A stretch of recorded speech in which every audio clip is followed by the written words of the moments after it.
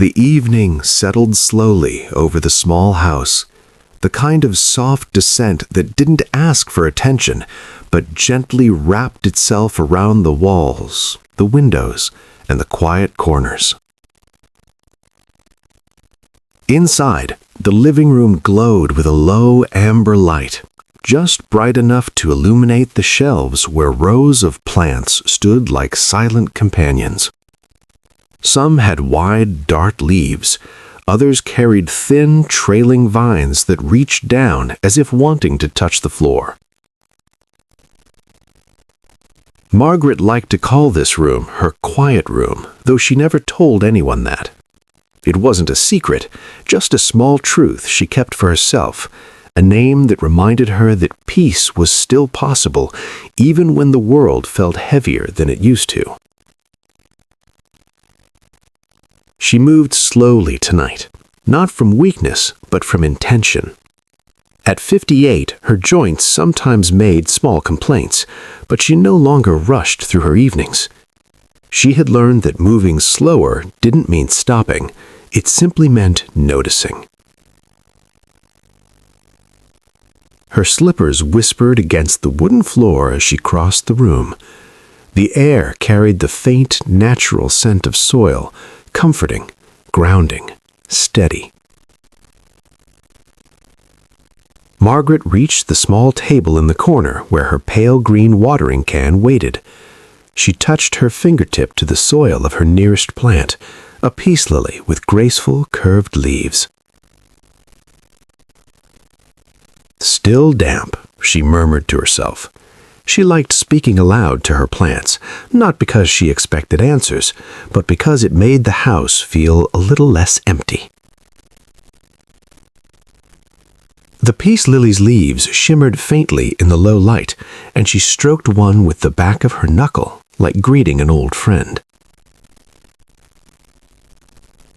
She moved to the next plant on the shelf, a lavender she had grown from a cutting.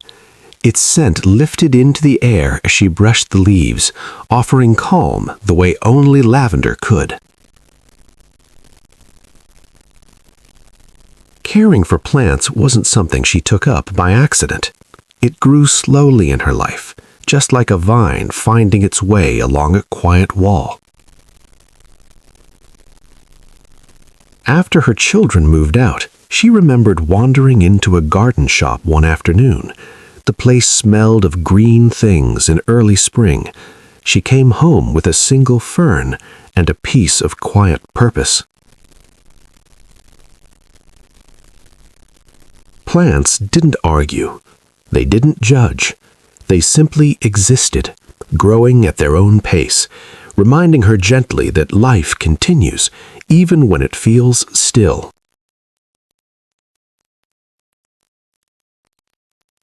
Margaret walked toward the window where her orchid sat, a delicate plant with pale pink petals. Orchids require patience, a gentle hand, soft light. She admired this one. It made her slow down. It made her pay attention to the small, quiet things.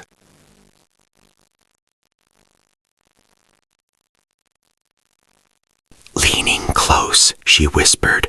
"Still hanging in there, aren't you?" She poured a thin stream of water into the pot, careful not to overdo it. A faint, earthy fragrance drifted upward as the bark chips darkened under the moisture. Margaret moved from plant to plant, her pothos, her jade plant, and the stubborn cactus that thrived regardless of her fussing. When she finished, she walked to her armchair near the window. The cushion welcomed her, shaped by years of evenings just like this one. She sank into the chair, surrounded by her quiet, leafy companions. Some people decorated with paintings or shelves of trinkets. Margaret filled her home with living things, silent, steady, patient. Her eyes drifted around the room, taking in the soft shapes of leaves, the gentle shadows they cast. Caring for these plants was more than a routine. It was a kind of meditation, a soft ritual she looked forward to. In these quiet moments, memories often surfaced, the kind that didn't hurt but felt like soft visitors from another time. She remembered her mother's hands teaching her how to plant seedlings in a garden long gone, and her grandmother's windowsill filled with herbs for soup and tea. These weren't just memories, they were pieces of who she became. Age had taught her that peace doesn't always arrive loudly. Sometimes it comes as soft as new leaves in spring. Sometimes it hides in small routines that remind us we are still here, still needed. The evening deepened. Shadows loosened their edges. The house felt warm enough to hold her gently. She closed her eyes and breathed in slowly. The scent of soil, lavender, and soft earth filling her lungs. Loneliness had visited her before. It still did, some nights more than others. But here, surrounded by quiet living things, it felt less sharp, less demanding, almost as if the plants shared some part of her stillness. She whispered to herself, "I'm still growing too." That small reminder warmed her chest. Maybe healing didn't come in grand moments. Maybe it came in the everyday. Watering a plant, trimming a leaf, opening the curtains to the morning light. Tomorrow she would dust the leaves and move the jade closer to the window. She liked having something to look after. It reminded her that she still carried purpose, even in small ways. The room slowly darkened as night took its place. Her plants stood like peaceful guardians, glowing faintly from the leftover light. Margaret let her breath settle and allowed her body to rest deeper into the armchair. The room didn't feel empty. It felt full, full of quiet life, full of gentle presence. And for the first time in a long while, she felt the comforting truth. She was not alone. The night stretched ahead calmly, ready to lead her into another morning. Morning arrived softly, the way early light often does. Quiet at first, then slowly unfolding like a gentle stretch after a long night. The pale sun slipped through the thin curtains in Margaret's living room, casting soft golden patches across the floor.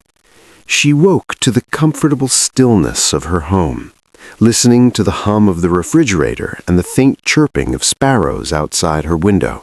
These tiny morning sounds grounded her, reminding her that life was already awake around her. Margaret sat up slowly, feeling the familiar stiffness in her back. She didn't rush. She had learned to meet her mornings with patience. Some days came easily, like warm tea on the tongue. Others were heavier. But today seemed gentle, an easy beginning. She slipped on her robe, its soft fabric worn along the edges, and walked toward the kitchen. A quiet kettle waited on the stove, and she filled it with water, enjoying the ritual. As the kettle warmed, she leaned against the counter and let her eyes wander to the living room, the plants silhouetted in the soft morning glow. Their leaves, glossy, tender, patient, looked almost alive with the promise of a new day. When the kettle sang, she poured the hot water over a tea bag and carried the cup toward her favorite chair. The steam rose slowly, curling in lazy trails. She inhaled deeply. Her first task of the morning was always the same, checking on her plants. She reached for the peace lily first. Its leaves were slightly more upright today, drinking in the early light as if greeting her. "Good morning," she whispered. She moved next to the lavender. A few new buds had opened overnight, faint purple blooms offering soft bursts of color. Margaret smiled, feeling a quiet joy, small but real. She touched the soil lightly. Dry. Today was a watering day. She fetched her worn watering can, the pale green one with the tiny dent near the handle, and began her slow, deliberate routine. Margining her steps with soft breaths, she poured a thin stream of water around the base of each plant, taking care not to drown their roots. She had learned long ago that nurturing meant offering enough, not too much. As she watered the pothos, she noticed how its trailing vines had grown another inch or two. Plants had a way of surprising her, how quietly they stretched toward the world, even without witness. She whispered, "You're getting brave, aren't you?" After tending to the last plant, she sat back down in her chair. Her tea had cooled slightly, but still tasted warm enough to comfort her. She wrapped her hands around the cup and let the heat seep into her palms. Days like this reminded her of how much she had changed over the years. When she was younger, mornings were chaotic, rushing to work, managing the household, tending to children's needs. She rarely paused long enough to notice anything. Back then, she moved quickly because life demanded it. Now she moved slowly because life allowed it. Her thoughts drifted toward her children, grown now, scattered across different cities, busy with lives she had no desire to interrupt. She loved them, cared for them deeply, but she understood that distance was not the same as absence. They called when they could, sent photos sometimes. Margaret cherished those small gestures. She knew life had seasons, and this one, quiet, slower, simpler, was hers to shape.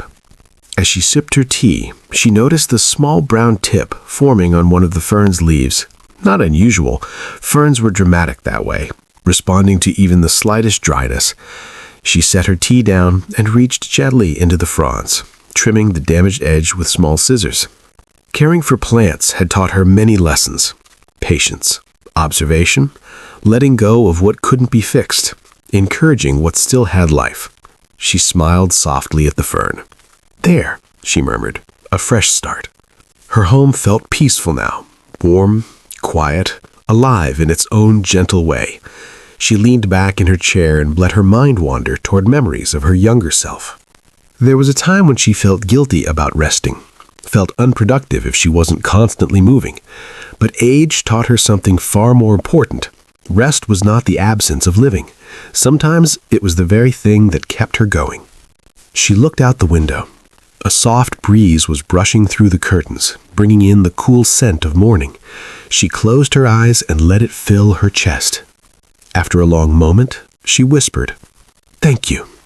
She wasn't speaking to anyone in particular. Maybe the morning, maybe her plants, maybe her own heart. She rose from her chair and walked toward her small dining table. On it sat a notebook, a journal she kept not for elaborate entries, but for short thoughts, quiet reflections, or little pieces of gratitude. She opened it to a fresh page and wrote slowly, "Morning light, new lavender buds. The room feels warm today." Sometimes she wrote more, sometimes only a sentence. It was never about perfection, just presence. After closing the notebook, she moved around the room, dusting the edges of leaves, turning pots slightly so each plant received equal morning light. Small tasks, small moments, yet each one made the day feel grounded. When she finished, she stepped back and admired the room. It wasn't grand or modern, but it was hers, filled with things that lived, things that grew, things that waited for her. As she stood there, she thought about her life. How unexpected it was that plants would become her companions. How surprising it was that caring for them had helped her care for herself. Loneliness still visited sometimes, sneaking in through quiet afternoons or long weekends. But on mornings like this, she felt steady, connected, rooted. She whispered almost without thinking, "I'm doing okay." And she was. Not perfect, not overflowing with joy every day, but growing, quietly, the way her plants did. She returned to her chair, feeling the comfort of its familiar shape. The morning light had shifted slightly, warming her face, touching the tops of the leaves. Margaret took another deep breath and closed her eyes for a moment, letting the quiet settle around her like a gentle blanket. The day was just beginning, and she felt ready for it, one small, steady moment at a time. The afternoon drifted in quietly, the kind that arrived without urgency. Just a gentle shift of light, a soft warming of the room, a calm reminder that the day was unfolding at its own unhurried pace. Margaret liked afternoons. They felt spacious, open, full of possibility even when she didn't plan much. Some people needed excitement or chatter to fill their days, but she had grown fond of simple company, sunlight, gentle sounds, and the soft presence of her plants. She carried a small basket to the living room table. Inside it were her gardening scissors, a soft cloth, a spray bottle, and a small brush she used for delicate leaves. Caring for her plants wasn't a task to finish. It was something she eased into, something that unfolded slowly. She placed the basket on the table and looked around, deciding where to begin. The fern seemed a little wild today, its fronds stretching out in new directions, as if eager for attention. Margaret moved closer, brushing one frond with her fingers. "You've been busy, haven't you?" she whispered. With small, careful cuts, she trimmed the dried edges. The room was quiet, except for the soft click of her scissors and the slow rhythm of her breathing. There was something deeply comforted about it, almost meditative. She wiped the leaves gently with a damp cloth, lifting the dust that had settled there. Plants breathed easier when their leaves were clean, and somehow she felt she breathed easier too. When she finished with the fern, she turned her attention to the jade plant. This one grew thick, sturdy leaves, patient and steady. It reminded her of people who lived quietly but carried great strength. She had known people like that in her life. Her grandmother, steady as a stone, kind as morning light. A neighbor from years ago who always lent a hand without asking for one back. Strength didn't always roar. Sometimes it grew quietly, leaf by leaf. She smiled, brushing the jade plant's leaves with the soft brush. "You're reliable," she murmured. "Always have been." The sunlight had shifted now, falling through the window at a slightly lower angle. It caught the edges of the orchid's petals, making them glow faintly. Margaret paused, appreciating the way the light felt the room warm, almost sacred. She walked to the orchid and checked the moisture in the bark. Still damp. Orchids were elegant but fragile. Too much water and they faltered. Too little and their petals withered. She had learned to read its quiet signals, a skill she held tenderly. She misted the leaves lightly and whispered, "You're doing beautifully." It struck her sometimes how talking to her plants felt natural now. Years ago, she might have felt silly, but now she understood.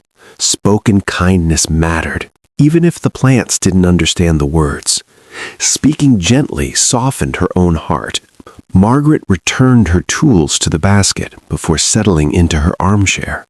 A warm calm settled into the room. She looked at her hands, hands that had held babies, packed lunches, written lists, washed dishes, and now tended plants. They weren't as smooth as they once were, but they were steady, capable, full of stories. Sometimes she felt the weight of time there, in her hands, in her knees, in the quiet of her house. But caring for her plants reminded her that aging wasn't an ending, it was a season, a long one, filled with its own beauty. She glanced at the clock. Mid-afternoon, a perfect time for a small break. She rose and walked to her kitchen, preparing a cup of chamomile tea. The scent lifted gently into the air, soft, floral, calming. When she returned to her chair, she carried the warm mug carefully. She sipped, savoring the warmth as it traveled through her chest. Her eyes drifted to the window, where she noticed something she hadn't expected. A small bird perched on the sill. A tiny sparrow, brown, soft-feathered, curious. The sparrow hopped along the ledge, tilting its head as if observing her plants, or perhaps observing her. Margaret smiled softly. "Hello there," she whispered. The sparrow didn't fly away. Instead, it hopped closer, its tiny feet making faint taps against the glass. It felt like a small gift, an unexpected visitor in the quiet of the afternoon. These small connections mattered. She sometimes missed having someone to talk to daily, but moments like this, a bird at the window, a plant unfurling a new leaf, sunlight touching her skin, reminded her that companionship came in many forms. She leaned back and allowed herself to feel it, the softness, the presence, the quiet company of life around her. Her mind drifted to a memory she hadn't visited in a long time. Her late husband, Michael, standing in their old backyard garden, kneeling beside a row of marigolds. He used to whistle softly while he worked, a tune she could never quite remember but always recognized. She closed her eyes, hearing a faint echo of it now. Sometimes the memories were sharp, too sharp, but today this one felt gentle, like warm sun on her shoulders. She whispered, "You'd like this room, Michael." She opened her eyes slowly, grounding herself back in the present. The room hadn't changed, but she felt a quiet shift inside. She took another sip of tea, feeling the warm liquid steady her. The sparrow was still there, tapping gently at the window, as if reminding her she was not as alone as she sometimes felt. Margaret rose and walked to the window. The sparrow fluttered a little but didn't fly away. She placed her fingertips lightly on the glass, smiling. "Thank you for visiting," she said softly. After another moment, the sparrow lifted its wings and flew off, disappearing into the late afternoon sky. Margaret watched it go, feeling an unexpected lightness in her chest. She returned to her chair, letting the room settle around her again. Afternoon sunlight lingered on the leaves of her plants, making them shimmer softly. Margaret closed her eyes again, breathing deeply. The quiet steadiness of the room wrapped around her. Sometimes loneliness felt like a heavy cloak, but today it felt lighter, more like a passing cloud than a permanent shadow. She whispered to herself, "There's still beauty here." And the truth of that settled gently in her heart, filling the quiet room with a warmth that carried her into the next part of the day. Morning drifted into the apartment with a hush, almost like a guest who didn't want to disturb anyone. Eleanor woke slowly, feeling the familiar stiffness in her shoulders and the slight wobble in her legs as she shifted upright. She didn't rush. She simply sat there for a moment, her hands resting loosely on her lap, eyes adjusting to the dim golden light. There was no hurry. There rarely was these days. And in the absence of hurry, she learned to savor these first moments. The sound of her breath, the soft weight of the blanket, the gentle creak of the bed frame, greeting another day. Morning no longer demanded energy. It simply invited her to greet it. When she finally stood, her very first glance, went straight to the corner where her indoor plants waited. Even in the dimness, their silhouettes looked soft and alive. The philodendrons stretched a new leaf toward the window, as if eager for sunlight. The cara leaves looked shy, gently closing from the night, and the lavender, always steady, stood like a quiet guardian. It amazed her sometimes how deeply she could care for something so small. Eleanor shuffled into the kitchen and put the kettle on. The whistle would come later, but the ritual already filled the room with meaning. As she waited, she washed a single mug, her favorite, the one with a tiny painted sparrow perched on a branch. The glaze had cracked over time, spidering into delicate lines, but she liked it. It felt lived in, like her. While the water heated, she moved toward the plants. One by one, she reached out not just to water, but to greet them. She touched each leaf lightly, her fingers brushing their smoothness or their gentle fuzz. She whispered quiet things, words she rarely said to people, but freely offered here. "You're waking up beautifully today. There you are. Look at you, growing." Plants didn't need much from her. Not grand gestures, not perfect days, not perfect performance. All they needed was consistency, something she could give even when she felt tired or lonely. Caring for them made her feel steady, still capable, still needed. When the kettle finally whistled, Eleanor poured her tea and returned to the window, watching the sky brighten. Her fern glowed faintly in the morning light, as if morning belonged to it too. After breakfast, Eleanor opened her mailbox, something she only did every few days. Mostly bills, mostly advertisements, mostly emptiness. But today, something was different. A small envelope sat at the back, softly yellowed, her name handwritten in a familiar looping style. She froze. It was Henry's handwriting. But Henry had been gone for 7 years. Her hand trembled as she pulled the envelope out. She closed the mailbox carefully, as though the slightest noise might disrupt the fragile moment. For a long time, she didn't move. She simply stood there, the envelope resting against her palm like something sacred. When she returned inside, she placed the envelope gently on the table and made herself sit. Her plants surrounded her, their softness grounding her. Their presence reminded her to breathe. When she finally opened the letter, the paper crackled softly. Henry's voice came alive in her mind. Gentle, teasing, always patient. It wasn't a new letter.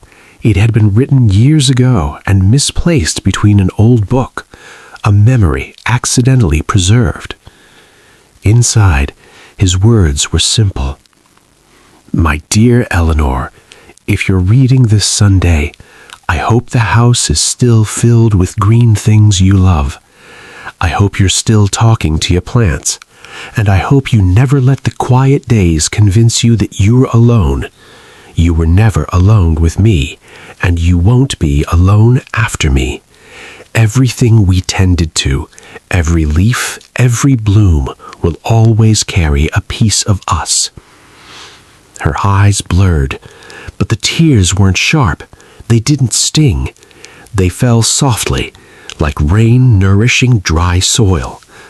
She placed the letter beside her aloe, letting it rest where the morning light fell warmly. She pressed her fingertips to the paper, then to her chest. Henry still found ways to make mornings beautiful. Eleanor spent the next hour simply sitting among her plants. She didn't read, she didn't tidy, she didn't distract herself. She just sat, quiet, present, breathing. This was something she'd learned in her later years. Not every empty moment needed filling. Not every quiet day needed noise. Not every lonely feeling meant she was unloved. Sometimes loneliness was just a moment, a passing cloud, a shadow on the wall. It didn't define her. It didn't swallow her. It simply passed if she let herself sit within it instead of fearing it. She touched the soil in her spider plant's pot, cool, crumbly, slightly damp. She loved this texture. It felt like beginnings, like potential, like something quietly alive. As she tended the soil, she realized something. She wanted to share this life of hers, the plants, the little rituals, the sunlight-filled mornings with someone. Not romantically, not as a replacement for Henry, but as a simple connection, a small thread weaving her into the world again. Her neighbor, the woman down the hall with silver hair and kind eyes, perhaps she'd enjoy a cup of tea sometime. Perhaps she'd like to see the indoor garden. Connection didn't have to be big or dramatic. Sometimes it began with a plant cutting, a shared cup of tea, a conversation about soil and sunlight. She smiled at the thought. By midday, the apartment was bright, warmed by golden stripes of sun. Shadows from her plants rippled across the floor like gentle lace. Eleanor lay her hand flat on the wooden boards, feeling their warmth. She closed her eyes and listened, to the kettle cooling, to the faint hum of the refrigerator, to her own breathing. Life still spoke to her in quiet ways. She simply needed to pause to hear it. She thought about aging, not with fear, but with curiosity. Aging wasn't a door closing. It was a hall of soft rooms, each holding something different. Some filled with memories, some with rest, some with new beginnings disguised as small everyday moments. Her plants had taught her this. Even old roots could sprout new growth. Eleanor picked up the letter again, holding it to her chest, then set it aside and turned toward her lavender plant. She leaned in and breathed deeply, letting its scent settle her thoughts. "Yes," she whispered, more to herself than anyone else. "I'm still growing too." The room held her in a warm hush. The plants stood beside her, alive, reaching, thriving. And somewhere inside her, something new was quietly blooming. The day slid toward late afternoon quietly, like a soft curtain being drawn across the sky. Eleanor stood by the window again, watching the golden light settle over her indoor garden. Each plant seemed to glow, as if celebrating the warm stillness of the hour. There was something peaceful in this time of day, something that made her feel held, unhurried, gently rooted. She touched the edge of a leaf. It felt cool and smooth beneath her fingertips. The plant was steady, grounded, firmly connected to its soil, and yet growing, always growing. That simple truth brought her a sense of quiet strength she hadn't known she still carried. Her life, she realized, was not defined by who had left or what had changed. It was shaped by moments like these, moments she created, moments she tended, moments she honored. As she poured herself a fresh cup of tea, a sound interrupted the stillness. A soft knock at the door. She froze for a moment, not used to visitors. The knock came again, patient and light. Eleanor opened the door to find her neighbor, the silver-haired woman she had often seen in passing. Today she held a small pot with a sprouting herb inside. "Hello, Eleanor," she said gently. "I heard you love plants. I've been trying to grow mint, but I think it prefers someone with a bit of touch." Her shy smile softened her face. "Would you like it?" Eleanor's heart warmed. She stepped aside and invited her in. The woman's name was Marjorie, and as she crossed the threshold, she looked around the apartment with quiet awe. "Oh my," she breathed. "It's like walking into a small sanctuary." Eleanor felt a blush warm her cheeks. "It keeps me company," she replied softly, "and I suppose I keep them company too." They sat at the small table near the window, steam rising from their cups. Eleanor felt a sense of calm blooming between them, an ease she hadn't expected but welcomed. Marjorie traced the rim of her mug. "You know," she said, "I used to have a garden behind my old house, roses mostly, and a fig tree my husband planted before he passed. After I moved here, it felt like losing little pieces of myself." Eleanor nodded, her heart recognizing the familiar ache. "I understand," she whispered. "When Henry passed, I felt as though half of my home went quiet. Caring for plants helped me remember that life still grows, even when things feel empty." Marjorie's eyes softened with gratitude. "That's why I brought you the mint," she said. "I thought maybe it would grow better with someone who understands these things." Eleanor reached out and touched her hand. "It will grow beautifully," she said, "and you're welcome to visit it any time." Marjorie laughed lightly, a soft, hopeful sound. "Only if I can visit you too." Eleanor smiled. "Of course." As the sun dipped below the rooftops, casting a warm glow across the leaves, the two women moved quietly around the plants. Eleanor showed Marjorie how she checked the soil moisture, how she trimmed the dried leaves, how she positioned each pot to catch the right amount of light. Marjorie listened closely, her breaths slow and steady. "It's like you're speaking another language," she said softly. Eleanor chuckled. "Maybe I am. Plants don't use words, but they communicate. They tell you what they need. You just have to look closely." Together, they repotted the mint. Eleanor guided Marjorie's hands into the soil, cool, crumbly, earthy. The sensation brought a soft sigh from Marjorie's lips. "It feels grounding," she said. "It is," Eleanor replied. "Soil remembers every season it has lived through, and it holds new beginnings too." The moment hung gently between them, warm and full.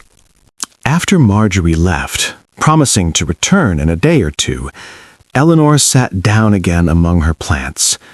She felt different, lighter somehow, as if a small door inside her had opened, letting in fresh air. The loneliness she had carried for years didn't disappear, but it loosened. It made space. It softened around the edges. She realized now that loneliness wasn't a failing. It wasn't a flaw. It was simply a signal, a quiet invitation to reach outward, inward, or sometimes both. Caring for plants was one way she had reached inward. Opening her door to Marjorie was how she reached outward. Both mattered. Both kept her connected to life. She placed her hand on the pot of her lavender plant, feeling its warmth from the day's sunlight. She thought about how plants grew, quietly, steadily, slowly, often unnoticed until one day a small new leaf appeared. People grew the same way, not in sudden bursts, but in gentle shifts, in tiny decisions, in moments of openness, in choosing to stay connected, even in small ways. She whispered to the lavender, "Thank you for teaching me how to grow slowly." As nighttime settled over the city, Eleanor dimmed her lamps. Warm amber light spilled across her plants, casting soft shadows on the walls. She sat in her armchair, a blanket over her knees, watching the leaves sway gently in the quiet air. She felt Henry's presence, not as a ghost, not as sadness, but as a warm memory woven into everything she cared for, into the routines she kept, into the choices she made. She imagined him smiling at her, proud of the life she continued to tend, proud of the growth she allowed, proud of the connections she was beginning to rebuild. She closed her eyes, breathing in the earthy scent around her. It felt like belonging. Before heading to bed, Eleanor stood in the center of her indoor garden. She placed a hand on her heart and another on a plant beside her. In this quiet, she understood something she had not been able to put into words. Life doesn't stop offering us meaning. We just learn to find it in smaller places, simpler moments, gentler connections, like a leaf unfurling, like a hand extended, like a shared cup of tea. And in those small places, we heal. Eleanor touched each plant softly, whispering a good night to every leaf. She felt calm, rooted, connected. As she turned out the light, the soft silhouettes of her plants glowed faintly in the moonlight, like quiet companions keeping gentle watch. She whispered into the stillness, I am growing. I am not alone. I am here, and life is still unfolding. She climbed into bed, letting the softness surround her, and for the first night in a long time, she fell asleep not with longing, but with gratitude, deep, tender, blooming gratitude for the garden within her.